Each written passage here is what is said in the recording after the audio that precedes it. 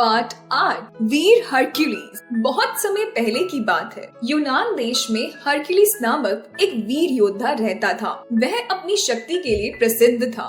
एक बार यूनान के बादशाह ने हरक्यूलिस से कहा, हम चाहते हैं कि तुम हेस्पेराडिस के बाग में जाकर हमारे लिए सोने के 3 सेब लाओ। यह सुनकर हरक्यूलिस हैरान रह गया, क्योंकि उस बाग का पता कोई नहीं जानता था और वहाँ से सोने के सेब लाना दुर्लभ था। उसने यह भी सुना था कि उस बाग की रक्षा एक भयानक अजगर करता है, उसमें कोई नहीं जा सकता। यदि कोई वहाँ गलती से भी चला जाए तो वह उसे खा जाता है। वह अजगर कभी सोता भी नहीं है। बादशाह की आज्ञा पाकर हरक्यूलिस उस बाग को ढूंढने चल दिया। रास्ते में उसने सबसे उस बगीचे का पता पूछा, परंतु कोई भी बाग का पता न बता पाया। एक दिन भटकते भटकते वह नदी के किनारे पहुंचा। वहाँ परियां नाच रही थीं। उसने परियों से बाग के बारे में पूछा। परियां बोली, देखो, तुम्हें उस बाग का पता केवल समुद्र तट पर बूढ़ा ही बता सकता है, परंतु यह ध्यान रखना कि वह बूढ़ा एक राक्षस है जो अपना चेहरा बदल सकता है। परियों की बात सुनकर हरक्यूलिस समुद्र तट की ओर चल दिया। जब हरक्यूलिस समुद्र तट पर पहुंचा तो बूढ़ा सो रहा था।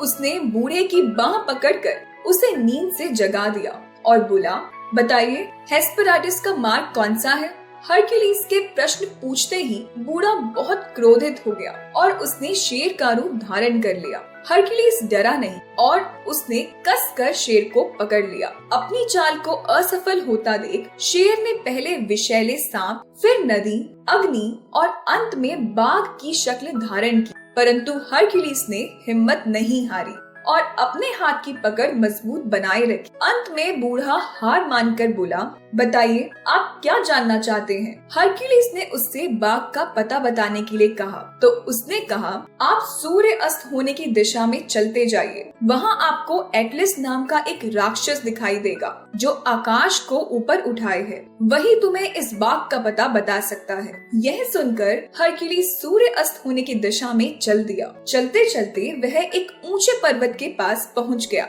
वहाँ उसने देखा कि एटलिस ने आकाश को अपने कंधों पर उठा रखा है। हरक्यूलिस उसे देखकर हैरान रह गया। हरक्यूलिस को देखकर एटलिस जोर से चिल्लाया, तुम कौन हो और यहाँ क्यों आए हो? हरक्यूलिस बोला, महाशय, मेरा नाम हरक्यूलिस है और मैं हेस्पेराडिस के बाग में पैदा होने वाले सोने के सेब लेने आया हूँ। हरक्यूलिस की बात सुनकर एटलिस खूब जोर से हंसा। उसकी हंसी बादल की गर्जन के समान थी। कुछ सोचकर वह बोला, तुम यह सेब कभी नहीं पा सकते। हाँ, यदि तुम कुछ देर के लिए इस आकाश को अपने कंधों पर रख लो तो मैं तुम्हें सोने के सेब ला दूंगा। हरक्यूलिस ने तुरंत आकाश को अपने कंधों पर रख लिया। इसके बाद एटलिस हंसकर बोला, आज से मैं बहुत खुश हूँ, क्योंकि हजारों वर्षों बाद मुझे इस बोझ से मुक्ति मिली है। यह कहकर एटलिस तेज तेज चलता हुआ अदृश्य हो गया। हरक्यूलिस ने मन में सोचा, अरे, यदि यह कभी ना लौटा तो मेरा क्या होगा? तभी अचानक सामने से उसे एटलिस आता दिखाई दिया। एटलिस के हाथ में 3 सेब थे।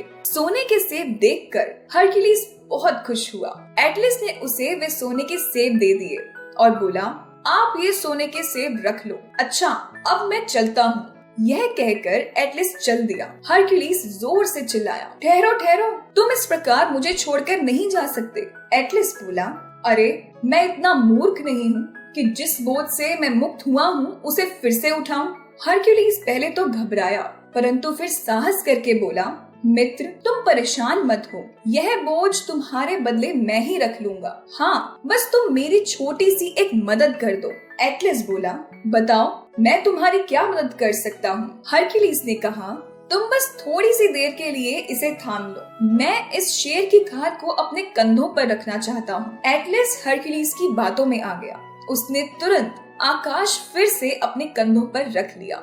हरक्यूलिस ने तुरंत सोने के सेब उठाए और उसे धन्यवाद देता चल दिया। एटलिस देखता ही रह गया।